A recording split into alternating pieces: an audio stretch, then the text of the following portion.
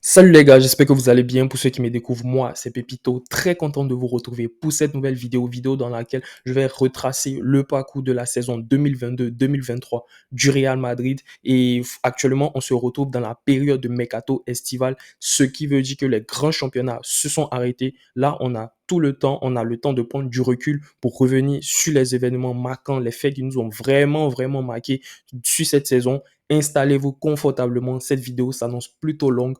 Let's go!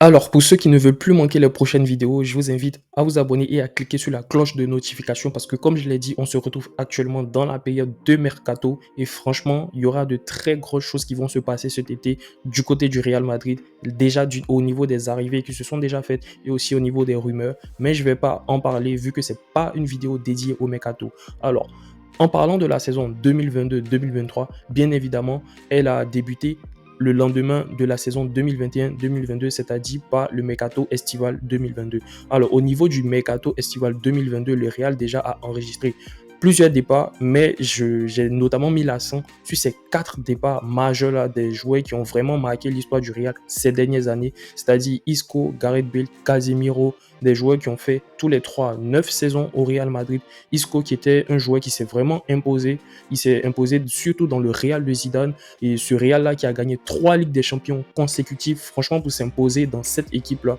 faut avoir vraiment du très gros niveau, faut être un très grand joueur. Isco qui est parti malheureusement par la petite porte, Gareth Bale également, même si la fin de son contrat au Real était un peu compliquée, il a eu des prêts, il était un peu en désaccord avec le Real, mais il faut vraiment retenir des choses très positives du passage de Gareth Bale au niveau du Real Madrid. On se rappelle de son but en Coupe du Roi face au Barça, de son but aussi en finale contre Liverpool. Franchement, Gareth Bale, il a fait de très bonnes choses du côté du Real. C'est vers la fin que ça a été un peu plus compliqué, mais franchement, moi, je retiens que du positif. Et aussi de Casemiro. Casemiro qui, des 4, a été le dernier à partir. Casemiro, franchement, ça a un peu surpris. L'intérêt de Manchester est sorti comme ça du jour au lendemain et ça s'est fait très rapidement. Voilà, le Real aussi était vendeur, donc ça s'est fait. Et également de cet homme, le capitaine du Real Madrid, Marcelo, qui a fait 15 saisons au club. Franchement, Marcelo, ces dernières années aussi, c'était un peu compliqué, mais il était plus vraiment au niveau du Real. C'était un peu compliqué dans les grands matchs. Il était vraiment relégué sur le banc. Mais Marcelo, à son top, à son prime, c'était quelque chose. C'était vraiment quelque chose sur son côté. C'est vrai qu'on pouvait lui reprocher de ne pas être très bon défensivement, mais offensivement, il a toujours été au top. Défensivement, même dans certains matchs, il savait gérer. Dans les grands matchs de Ligue des Champions, il savait gérer. Mais malheureusement, à l'instar de Gareth Bale et de Isco, la fin de saison, la fin de carrière du côté du Real Madrid était plutôt compliquée. C'est plus Casemiro qui est sorti, on va dire, à partir avec un bon niveau. Il avait une très bonne valeur marchande sur le marché. Du coup, ça a été fait. Bien sûr, il y a eu des départs, mais il y a eu également des arrivées. Les arrivées de notamment Tchouaméni qui a signé pour 5 saisons. Tchouaméni qui est naturellement le remplaçant de Casemiro, raison pour laquelle le Real a été plutôt vendeur. Tchouaméni, franchement, il est arrivé pour cette première saison, il a montré de très bonnes choses la première partie de saison. La deuxième partie, elle a été un peu plus compliquée, mais ça se comprend. Tu reviens de la Coupe du Monde, notons qu'il est arrivé jusqu'en finale, il change de club, il arrive au Real, il doit s'imposer. Le Real, c'est pas un environnement très facile, même si c'est un environnement dans lequel tu es mis dans de bonnes dispositions, mais s'imposer dans un club de ce niveau-là, ça demande toujours un temps d'adaptation, pardon. Du coup, c'est très compréhensible. Tchouaméni, moi, je suis très serein. Je sais que sur la durée, il va vraiment s'imposer du côté du Real. Il a signé pour 5 saisons. Et aussi, Rudiger, Antonio Rudiger qui est arrivé libre de Chelsea. Il a signé pour 4 saisons. Et Rudiger, ça a été juste quelques jours après la fin de la saison 2021-2022 qu'il a été annoncé. Le deal était déjà signé avant même la fin de la saison. Et franchement, ce sont 2 bonnes arrivées. Déjà, Rudiger, pour renforcer le domaine défensif, plus précisément la défense centrale. Et Tchouaméni, voilà, comme remplaçant logique, comme j'ai eu à le dire, de Casemiro. Et aussi, la saison du Real a débuté, bien sûr, par une pré-saison qui s'est jouée à Los Angeles. Franchement, la pré-saison, elle a plutôt mal commencé. Alors, on a eu à jouer un match contre le Barça. C'est le match qu'on a perdu 1-0 le 24 juillet 2022. Franchement, c'est vrai que c'était un match de pré-saison, mais pour un supporter du Real, perdre tout le temps contre le Barça, ça fait un peu mal, ça fait un peu mal. Je me rappelle ce match-là, même c'était Rafinha qui avait marqué, c'était son premier Classico. Franchement, Rafinha, il était parti sur de bonnes bases avec le Barça, mais après, c'était un peu plus compliqué tout au long de la saison. Il a même fait rager certains supporters du Barça, comme Dembélé était blessé, Rafinha, voilà. C'était un peu limite dans certains matchs, mais voilà, défaite du Real et après un match nul 2 partout contre Club America puis 2-0 contre la Juve. Bon, un bilan plutôt mitigé. On a tout fait, défaite, nul, victoire. Franchement, c'est le Real, hein. On est habitué. Du coup, après la pré-saison, nous avons eu le premier match officiel du Real Madrid, la finale de la Super Coupe d'Europe, c'est-à-dire le match qui opposait le vainqueur de la Ligue des Champions au vainqueur de l'Europa League, c'est-à-dire Francfort. Le Real s'est imposé plutôt tranquillement 2-0 et des buts de Alaba et de Benzema. Le Real a bien débuté la saison avec un trophée majeur. Tchouaméni qui vient d'arriver et qui gagne son premier trophée. Également Rudiger aussi qui gagne son premier trophée. Kamavinga encore qui gagne un trophée. Franchement, la saison elle débute bien, on passe sur de bonnes bases. Et voilà, mais malheureusement, quand on regarde l'ensemble de la saison, ça n'a pas vraiment été voilà, un fleuve tranquille du côté du Real, on peut le dire. Notamment, cette saison a été marquée par la Coupe du Monde. Coupe du Monde gagnée par l'Argentine de Léo Messi. Franchement, l'Argentine méritait, surtout qu'on se souvient à quel point l'Argentine avait mal commencé la Coupe du Monde. C'était même la France, c'était un peu ça aussi. On ne voyait pas du tout ces deux équipes-là. Arrivant en finale, oui, la France était un favori. Oui, l'Argentine aussi était un candidat sérieux. On peut dire même favori, sans problème. Mais voilà, on voyait plus des équipes comme le Brésil, je sais pas qui d'autre, vous, peut-être aussi l'Angleterre, mais le Brésil paraissait beaucoup plus cohérent et avec l'effectif qu'ils ont. Franchement, victoire, très belle victoire de l'Argentine. Et c'est cette Coupe du Monde qui s'est jouée de la période de novembre à décembre. Oui, c'était pas une saison comme les autres. Il y a eu un petit temps d'arrêt. Et voilà, ça a été ça, victoire de l'Argentine. Et très belle compétition, surtout peut-être l'une des meilleures Coupes du Monde. On ne sait pas, voilà. Mais la finale, franchement, les gars, je pense qu'on est tous d'accord pour dire que c'est l'une des finales les plus épiques qu'on ait vues. Du coup, cette saison dont j'avais parlé, qui était marquée par la Coupe du Monde, du coup, il y a eu une saison avant la Coupe du Monde, puis une saison après la Coupe du Monde. Du coup, quand là, je fais le bilan de la saison avant la Coupe du Monde, franchement, le Real, je trouve un plutôt bon bilan sur 14 journées. Voilà, c'est 11 victoires, 2 matchs nuls et une défaite. Voilà, c'est plutôt pas mal. Mais moi, ce qui me dérange un peu, c'est que le Real n'a fait que 2 clean sheets. Quand tu regardes, il n'y a que 7 victoires, 1-0 clean sheet et cette dernière-là aussi clean sheet. Franchement, le Real avait du mal à gagner dans la tranquillité, à gagner avec la manière cette saison. Et ça s'est vu tout au long de la saison. Ça a été le cas même tout au long de la saison. Et il faut dire qu'aussi, il y a eu l'arrivée de Tchouaméni, Casemiro qui est parti. Peut-être c'est pour ça qu'il y a eu voilà, un gros impact qui a manqué, surtout devant la défense. On sait à quel point Casemiro est important dans le système de jeu du Real. On a l'impression que voilà, il est un peu inutile, mais le travail de fond qu'il fait plutôt, franchement, c'est incroyable, c'est vraiment incroyable. On a vu dès qu'il est arrivé à Manchester, il a eu un petit temps d'adaptation, mais dès qu'il est rentré dans l'effectif, il a commencé à comprendre la première ligue, à quel point il a bonifié cette équipe. Et du coup, franchement, pour revenir au Real, c'est un bilan plutôt mitigé, plutôt mitigé. Non, pas plutôt mitigé, mais c'est un plutôt bon bilan, pardon, excusez-moi. Mais voilà, mais moi, le problème, c'est au niveau des clean sheets. Le Real ne faisait pas de clean sheet. Cette saison aussi, il y a eu quelques blessures de Benzema. Voilà, Benzema qui n'a pas été épargné par les blessures. Mais même quand il n'était pas là, il y a Rodrigo qui assurait l'intérim. Et ça jouait plutôt bien, ça gérait bien. Franchement, moi, j'étais satisfait du rendement en première partie de saison du Real. Voilà, avant la Coupe du Monde en tout cas. J'étais satisfait, je voyais les matchs, j'étais pas tout le temps serein quand je voyais le contenu, mais franchement, le Real, on va dire, a su bien gérer. Et aussi, au niveau du classement, bien que voilà, le Real ait une bonne série de victoires, mais le Real a toujours balancé, a toujours joué entre la première, la deuxième place, tout ça.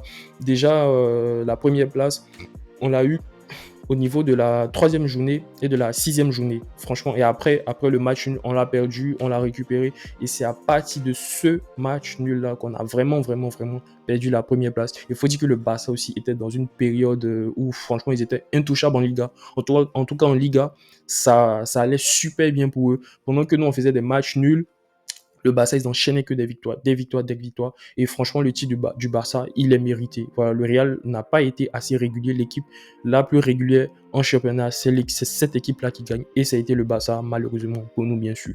Du coup, il y a eu également, pendant cette période, dans les phases de groupe de Ligue des Champions qui se sont jouées, le Real s'est retrouvé dans le même groupe que Leipzig, le Shakhtar et Celtic. Un groupe qui n'est pas énormément relevé. Voilà, on devait finir premier de ce groupe-là et on est fini premier de ce groupe parce qu'il y a certaines saisons, le Real finissait deuxième. Franchement, voilà, ça pouvait se faire, mais le Real aussi voilà, a su bien gérer un bilan de 4 victoires, un match nul, une défaite. Bon, c'est plutôt pas mal, surtout qu'on sait qu'en début de saison, le Real n'est pas l'équipe la plus chaude en Ligue des Champions. Voilà, le Real, c'est plus la compétition avance, plus il monte en intensité. Voilà, c'est toujours comme ça. En général, dans les phases de poule, tu sens pas trop le Real. Tu sens que le Real est capable de faire mal, mais tu sens qu'il y a ce petit truc-là qui manque. Tu sens qu'il n'y a pas, voilà, il y a pas le truc que voilà, tu sens dans les matchs de demi-finale, de quart de finale, tout ça, etc. Voilà, donc c'est un peu ça. Le Real qui s'en sort plutôt bien avec 13 points, un point d'avance sur Leipzig. Et voilà quoi, plutôt bon bilan. Et même si Benzema était blessé, voilà, encore, Vinicius, franchement, il a géré, les autres, ils ont géré.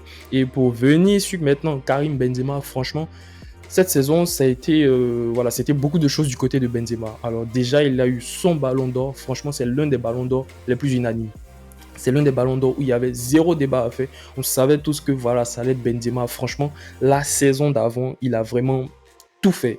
Il a vraiment tout fait, les stats, les buts dans les grands matchs. Franchement, il a porté le Real. C'était l'homme fort du Real. Et comment ne pas lui donner ce trophée-là qu'il méritait tant. Ça, c'est la consécration d'une vie. Franchement, on se rappelle que Benzema, il s'est mis au service de Cristiano Ronaldo pendant plusieurs saisons. Cristiano gagnait des ballons d'or devant lui. Modric a gagné un ballon d'or devant lui. Et là, maintenant, c'est à son tour. Franchement, félicitations, chapeau à Benzema. Mais malheureusement, il y a eu les blessures, comme j'ai eu à le mentionner, les blessures qui ont un peu gâché sa saison. En début de saison, il s'est blessé, il a manqué quelques journées. Chose aussi qui lui a fait manquer la Coupe du Monde avec l'équipe de France. Raison pour laquelle il y a eu certaines polémiques. Voilà, des polémiques. Oui, est-ce que Benzema pouvait se rétablir, puis jouer la demi-finale, jouer après les matchs de phase de poule. Voilà, il pouvait rester. Bref, il y a eu plein de choses qui se sont dites énormément. Lui aussi avec ses messages très énigmatiques. Mais le truc, c'est qu'il nous doit des explications. La saison elle est terminée. Benzema, on t'attend. Explique-nous qu'est-ce qui s'est vraiment passé. Du coup, il y a eu voilà des choses vraiment bizarres qui se sont passées, on va dire, blessé, pas blessé, est-ce qu'il pouvait se rétablir beaucoup plus vite, tout ça, etc. Parce que voilà, au retour aussi de la Coupe du Monde, franchement, on avait besoin d'un Benzema en forme. On avait besoin d'un Benzema en forme parce que le Real était engagé dans énormément de compétitions. Il y avait le championnat, la Supercoupe, la Coupe du Monde des clubs, la Coupe du Roi et la Ligue des Champions. Franchement, Ancelotti, il avait de quoi être en sueur. Il y avait énormément de choses à gérer dans une saison qui n'était vraiment pas comme les autres. Voilà, la pause qu'il y a eu pour la Coupe du Monde a vraiment bouleversé, a vraiment chamboulé cette saison. C'est une saison pas comme les autres. Voilà, je le dis encore. Mais après le retour de la Coupe du Monde en championnat, franchement, le Real a chuté. Le Real a vraiment, vraiment chuté. C'était très compliqué. Déjà, le match juste après la Coupe du Monde, 2-0. En plus, Benzema qui marque, Benzema qui a été titulaire. Bon, ça a encore relancé la polémique. Mais après, c'est un bilan plutôt mitigé. Une défaite, une victoire. Franchement, un bilan sur 24 matchs de 13 victoires, 4 nuls et 7 défaites. 7 défaites. La première partie de saison, c'était une seule défaite. Mais là, c'est déjà 7 défaites. Franchement, c'était beaucoup. Ça faisait beaucoup. Même si je trouve que le Real, à partir de cette défaite-là contre le Barça, a vraiment lâché au niveau du championnat. Le Real a vraiment lâché. Le Real s'est plus concentré sur la Ligue des Champions, s'est plus concentré sur d'autres compétitions. Mais après cette défaite contre le Barça, il faut dire que le championnat, il était plié. Le championnat, il était vraiment plié. Déjà, même avant ce match, le Barça avait un nombre considérable de points d'avance. Et avec cette victoire du Barça dans laquelle j'ai fait une vidéo, j'ai carrément pété un câble.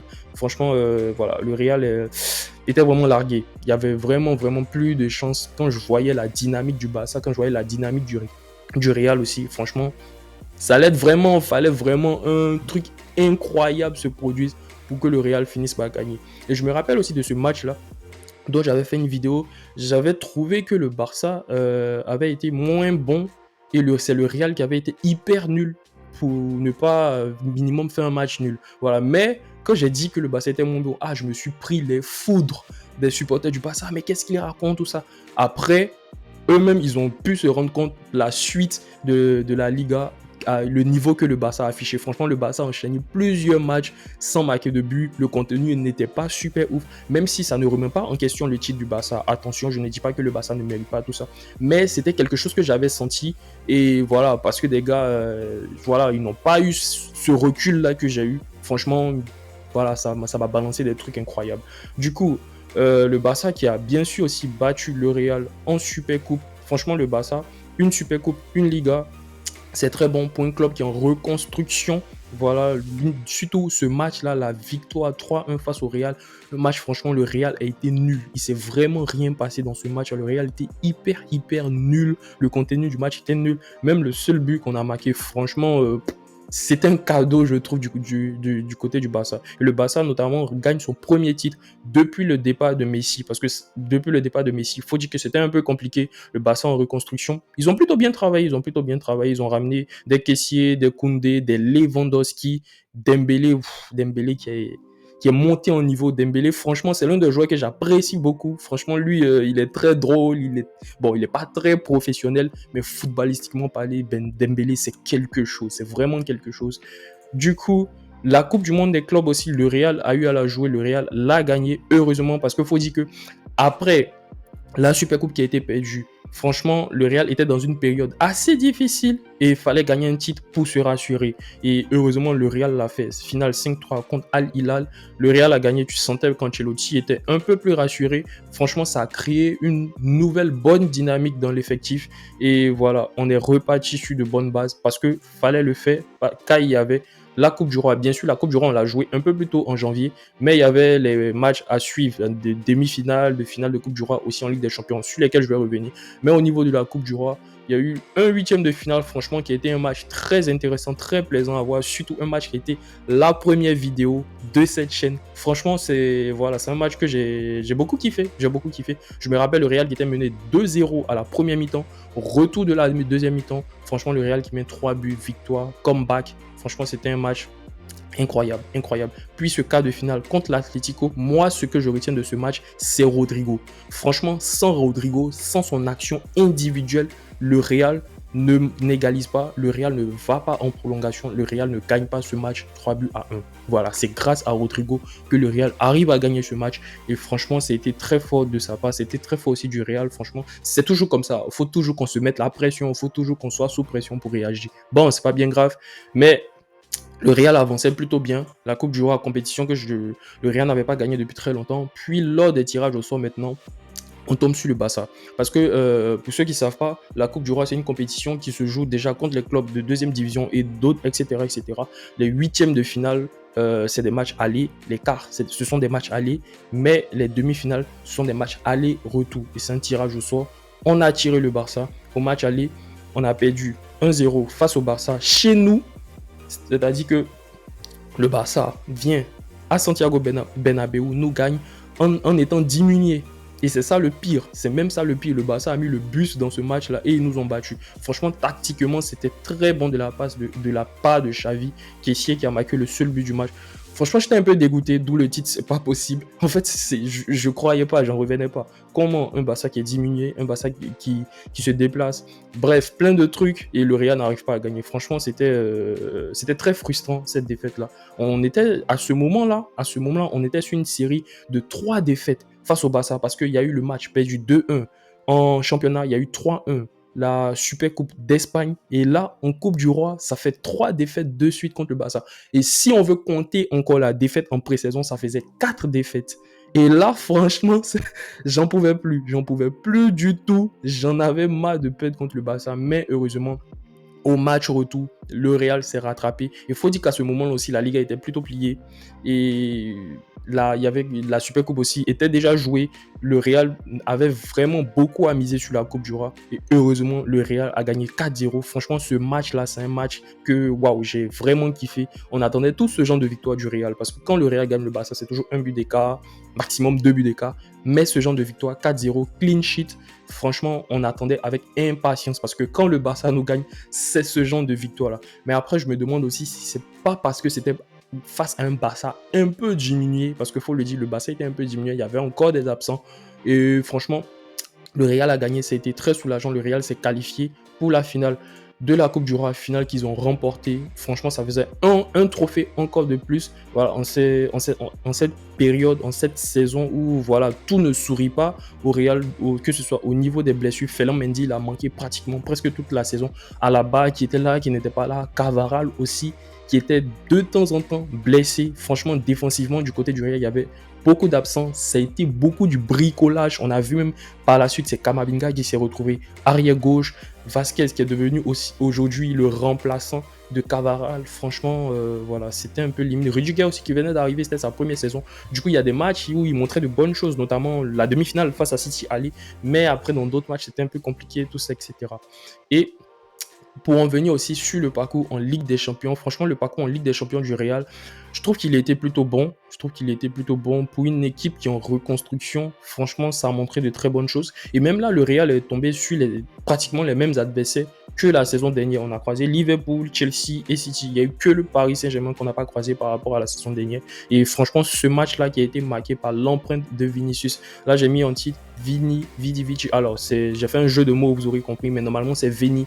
C'est en italien et ça veut dire je suis venu, j'ai vu et j'ai vaincu. Franchement, Vinicius qui a explosé cette saison. L'homme fort de cette saison du côté du Real, c'était Vinicius. Quand Benzema n'est pas là, qui prenait le lead, on voyait du danger permanent dans le camp adverse, c'était Vinicius. Qui était injouable, presque injouable au 1 contre 1, Vinicius. Franchement, ce match-là, on a gagné Liverpool 5-2 chez eux. C'était quelque chose. Puis en match retour, victoire 1-0, tranquille, en maîtrise, sans trop forcer. Voilà, ça a été très bon du côté du Real. Et aussi, les quarts de finale face à Chelsea, un adversaire qu'on avait aussi affronté la saison d'avant. Mais il faut dire que le Chelsea de la saison d'avant et le Chelsea de cette saison, c'était très différent. Chelsea, cette saison, ça n'a pas été la plus grosse adversité. Voilà, face au Real. Franchement, c'était une équipe, c'était un peu du n'importe quoi. Énormément de joueurs, un entraîneur qui ne sait pas qui fait jouer, un entraîneur qui n'a pas encore trouvé son système de jeu, des joueurs qui ne sont pas mis en confiance, tout ça. Bon, lui, des joueurs prometteurs, mais voilà, c'est en Ligue des Champions, c'est le gros niveau. Et voilà, le Real, franchement, s'est imposé logiquement 2-0 et voilà, c'est qualifié aussi en demi-finale sur le même score, 2-0, score cumulé 4-0. On n'a pris aucun but contre Chelsea. C'est-à-dire combien ça a été difficile pour eux. Mais franchement, le Real s'était qualifié plutôt tranquillement face à Chelsea, je trouve. Voilà. Et maintenant, pour en venir aux demi-finales, waouh, l'un des événements, franchement, qui a marqué la saison du Real, voilà, faut le dire. Déjà au match aller, on a eu un petit semblant, on a cru, on croyait tous, je pense qu'on croyait tous que voilà, ça pouvait se faire. Franchement, le Real qui a fini par un match nul, un partout. Mais je pense qu'il y a aussi le but de City, Bernardo Silva, le ballon sorti, tout ça, cette polémique-là. Mais je pense que même si, voilà, il n'y avait pas eu ce but-là, City aurait été qualifié. Parce que voilà, City, cette saison, ils étaient injouables. La Ligue des Champions, même sont eux qui l'ont remporté. La première de Manchester City, la première de Guardiola, depuis qu'il a quitté le Barça. Franchement, City, c'était quelque chose. C'était vraiment, vraiment quelque chose. Et le match retour, franchement, une claque qu'on s'est pris 4-0. Franchement, en Ligue des Champions, en demi-finale de Ligue des Champions, c'était une correction, ça. La fin d'une ère que j'ai marqué. Voilà, Benzema, on se sentait impuissant. Toni Kroos. Franchement, du côté du Real, voilà, ce match, on a vraiment souffert. On a vraiment souffert. Et je trouve aussi que tactiquement, Ancelotti, c'est peu. C'est vraiment peu. C'est vraiment peu. Et voilà quoi, c'était pas trop top. C'était pas vraiment ça dans les matchs à haut niveau, dans les matchs où il y avait énormément d'adversité. Il n'y avait pas aussi de réponse tactique à la tactique de notre entraîneur. Franchement, Ancelotti, après je me dis aussi Ancelotti, il a vraiment très bien exploité les joueurs qu'il a actuellement. Il a vraiment très bien exploité la situation. Parce que cette saison du côté du Real, en défense, c'était du bricolage. Benzema tout le temps blessé aussi. Je me demande si un autre entraîneur aurait été capable d'avoir le rendement qu'il a eu. Pour ça que voilà, je suis un peu mitigé. Je ne peux pas trop tirer sur lui. Mais il faut qu'on se dise la vérité. Ancelotti, tactiquement, c'est limité. C'est vraiment limité. Du coup, ce qui revient à faire mon bilan et à donner mon avis. Alors, au niveau du bilan, déjà en Liga, le Real termine avec 10 points en arrière sur le Barça. Le Barça qui est voilà, champion de Liga 2022-2023. Franchement, c'est tout à fait mérité. Le Barça mérite son titre. Ils ont été l'équipe la plus cohérente tout au long de la saison, même si à la fin de la saison, ça a été voilà, moins bon, mais c'est comme ça. Il y a toujours des périodes bonnes et des périodes moins bonnes. C'est tellement logique. Et voilà, le Barça, titre mérité. Mais le truc, c'est qu'on a fini à 1 point devant de l'Atlético. C'est-à-dire qu'on aurait pu même finit à la troisième place. Et là, ça aurait été vraiment difficile à passer. C'est-à-dire, tu perds le titre et tu finis troisième derrière l'Atlético. Non, ça c'était trop là. C'était vraiment trop si ça s'était produit. Mais voilà, le Real finit deuxième, 78 points. Et par la suite aussi, quand on fait le bilan des trophées remportés par le Real, alors on a le mondial des clubs, la Super Coupe, la Coupe du Roi. Après, les autres, c'est demi-finale, demi-finale, demi-finale.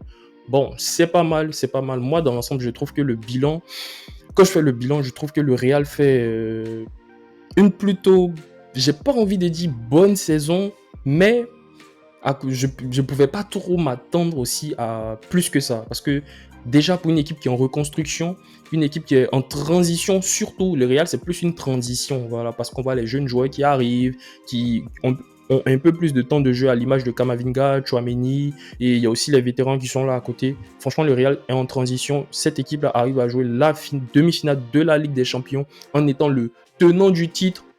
On a vu à quel point certains clubs en transition, c'était compliqué. On a vu Liverpool cette saison, on a vu l'AC Milan, c'est maintenant qu'ils reviennent arriver à jouer une demi-finale de Ligue des Champions. En tout cas, afficher ce niveau-là, c'est très bien, mais c'est le Real Madrid. On attend toujours plus. On attend vraiment toujours plus.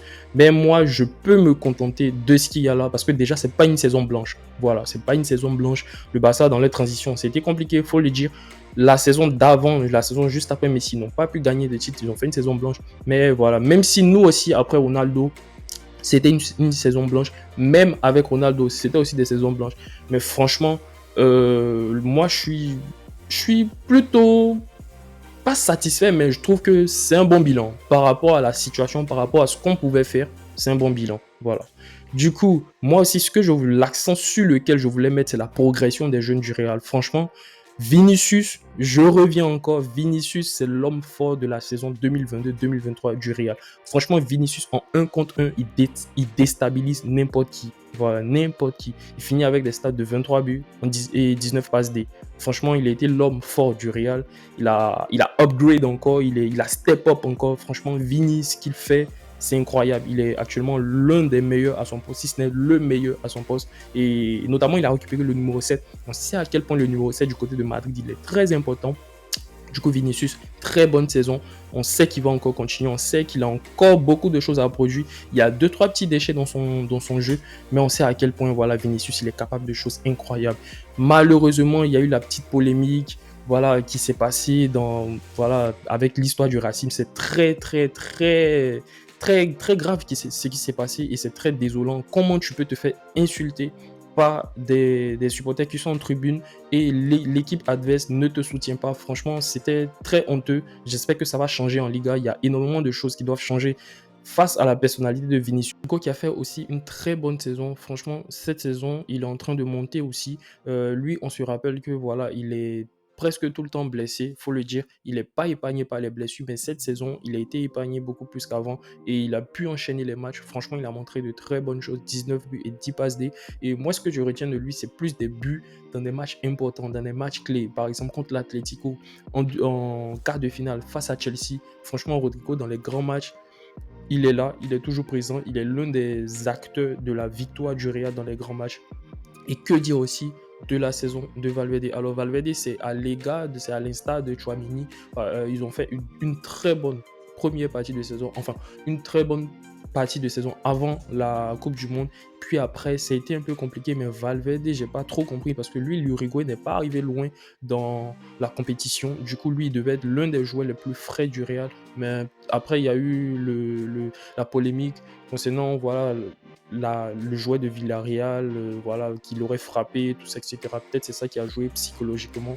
Mais Valverde aussi, l'un des hommes que j'ai suivi tout au long de cette saison du Real. La deuxième partie de saison, il a été un peu décevant. Mais franchement, je pense que voilà, le Real pas su de bonnes bases, pas su de très bonnes bases. Tu as déjà ces joueurs-là, tu as Camavinga, Tchouaméni, tu rajoutes un Bellingham, peut-être un Mbappé, on ne sait pas d'abord. Mais franchement, le Real pas su de bonnes bases. Et je pense que les jours à venir seront meilleurs. La saison 2022-2023 se clôt sur cette partie. Franchement, moi, ce que je retiens, c'est voilà, une saison que le Real a su gérer avec les moyens qu'ils avaient. Parce que le bricolage qui s'est fait en défense, franchement, c'est incroyable. C'est incroyable. Et voilà, voilà, le Real s'en sort bien. Benzema qui sera pas là, qui sera le nouveau numéro 9 du Real. Je vais en parler dans les vidéos à venir, dans le mercato. On attend de voir les mouvements qu'il y aura, tout ça, etc. Très, très impatient. Je n'ai pas voulu mentionner aussi le départ de certains joueurs comme Hazard, comme Mariano. Mais voilà, voici ce qui ressort de la saison 2022-2023 du Real. Merci d'avoir regardé la vidéo jusqu'à la fin. Je compte sur vous cliquer sur le pouce en l'air. N'hésitez surtout pas à vous abonner et à partager. Et à très bientôt pour la prochaine pépite. Ciao.